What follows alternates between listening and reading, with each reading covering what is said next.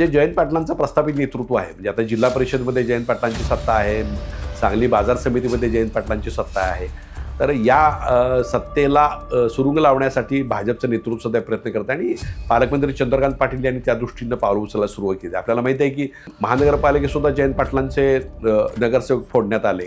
त्यानंतर आपण पाहतो ईश्वरपूरचं मध्ये सुद्धा तिथं सुद्धा नगराध्यक्ष नापात्र ठरवण्यात आलं. आता त्याला स्थगिती मिळाली. पण जयंत पाटलांचं हे जे सत्तास्थान आहे, जे सांगली जिल्हा बँकेचं, तर ते काढून घेण्यासाठी सुद्धा भाजपनं रणनीती सध्या आखायला सुरू केलेली आहे. नमस्कार, मी हनुमान मोहिते, हनुमान आहे माझ्या यूट्यूब चॅनलमध्ये सगळ्यांचं स्वागत आहे. जिल्हा मध्यवर्ती बँकेची नुकतीच मतदार यादीची प्रारूप जाहीर झालेलं आहे आणि जिल्हा बँकेच्या निवडणुकीचे ठराव आता अंतिम टप्प्यात आलेले आहेत. ठरावसुद्धा आता जवळजवळ पूर्ण झालेले आहेत. त्यामुळे जिल्हा बँकेमध्ये 12,000 कोटीची जिल्हा बँक आहे. अनेक शाखा त्यांच्यामध्ये आहेत आणि जिल्ह्याचं महत्त्वाचं आर्थिक सत्ता केंद्र आहे. तर या सत्ता केंद्रावर कब्जा मिळवण्यासाठी किंवा त्याच्यावर आपली पकड मिळवण्यासाठी भाजपनं मोठी कंबर कसलेली आहे.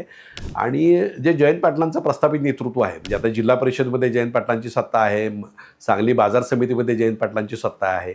तर या सत्तेला सुरुंग लावण्यासाठी भाजपचं नेतृत्व सुद्धा प्रयत्न करत आहे आणि पालकमंत्री चंद्रकांत पाटील यांनी त्या दृष्टीनं पावलं उचलायला सुरुवात केली. आपल्याला माहिती आहे की बाजार समिती बरखास्त करण्यात आलेली होती. त्यानंतर त्याच्यामध्ये आता पुन्हा ते कोर्टानं त्याला थोडी महिन्याभराची मंजुरी दिली आहे, पण तरीसुद्धा शासन पातळीवर पुन्हा एकदा ती बरखास्त करण्याची शक्यता आहे. तर त्यानंतर जिल्हा बँकेवर सुद्धा आपण बघतो की सातत्यानं आमदार गोपीचंद पडळकर असतील किंवा सदाभाऊ खोत असतील, ते आरोप करताना आपल्याला दिसतात. त्यानंतर आपण पाहिलं की महानगरपालिकेतसुद्धा जयंत पाटलांचे नगरसेवक फोडण्यात आले. त्यानंतर आपण पाहतो ईश्वरपूरचं मध्ये सुद्धा तिथं सुद्धा नगराध्यक्ष नापात्र ठरवण्यात आलं. आता त्याला स्थगिती मिळाली. पण जयंत पाटलांचं हे जे सत्तास्थान आहे, जे सांगली जिल्हा बँकेचं, तर ते काढून घेण्यासाठी सुद्धा भाजपनं रणनीती सध्या आखायला सुरू केलेली आहे. आणि चंद्रकांत पाटलांनी अनेक नेत्यांशी त्याच्यामध्ये चर्चा केल्याची माहिती मिळते आहे. तर त्याच्यामध्ये जवळजवळ 3 आमदार हे जिल्हा बँकेच्यामध्ये भाजपकडून उतरण्याची शक्यता आहे. जतमधून गोपीचंद पडळकर असतील, मिरजेमधून सुरेश खाडे असतील आणि शिराळ्यामधून सत्यजित देशमुख असतील. हे 3 आमदार हे जिल्हा बँकेच्या निवडणुकीत उतरतील अशी परिस्थिती आहे. दुसऱ्या बाजूला संजय काका पाटील हे माजी खासदार आहेत, यांनासुद्धा तासगावमधून उतरण्याचा विचार हा सध्या भाजपच्या काही नेत्यांच्यामध्ये आहे. कवठे महांकाळमध्ये आपण पाहतोय तर तिथंसुद्धा भाजपच्या वतीनं तिथं आणि तिथले समित कदम आहेत, ते सुद्धा उतरण्याची शक्यता आहे.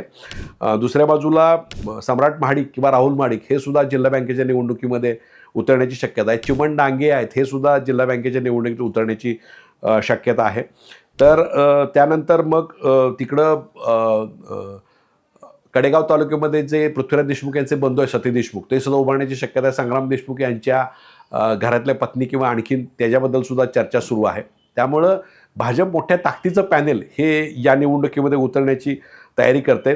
संजय काका पाटील असतील आणि समित कदम जनस्वराज्य असतील आणि तिकडं शिवसेनेचे तानाजी पाटील आटपाडीमध्ये आणि खानापूरमध्ये अमोल बाबर हे सुद्धा सहयोगीच आहेत. म्हणजे समित कदम हे जनस्वराज्य आणि शिवसेनेचे तानाजी पाटील अमोल बाबर हे भाजपचं सहयोग आहे. त्यामुळं कोणत्या प्रकारमध्ये भाजप सेनाची सत्ता यामध्ये आणायची अशा प्रकारची एक सध्या मोठी तयारी ही चंद्रकांतदादा पाटील आणि यांनी सगळी केले. ज्या पद्धतीने आपण बघतोय की सामदाम दंडभेद यामार्फत भाजप काम करतं, त्या पद्धतीने जिल्हा बँकेमध्ये सुद्धा एक दमदार पॅनेल भाजपकडं उभा करून जिल्हा बँक आपल्या ताब्यात ठेवायचं अशा प्रकारची रणनीती आखली जाते. त्याच्यामध्ये अर्थात पृथ्वीराज पाटीलसुद्धा सांगलीमधून एका गटातून उतरण्याची शक्यता आहे.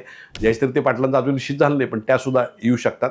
तर या सगळ्यांची चर्चा सुरू आणि एक तगडं पॅनेल, म्हणजे त्यातले 3 आमदार माजी खासदार अशा प्रकारचं आणून एक भाजप तगडं पॅनेल उभा करण्याचे प्रयत्न करत आणि लवकरच चंद्रकांत पाटील या सगळ्यांची बैठक घेण्याची शक्यता आहे. त्यामुळं ही जिल्हा बँकेची निवडणूक ही अतिशय चुरशीची होईल अशी शक्यता आहे.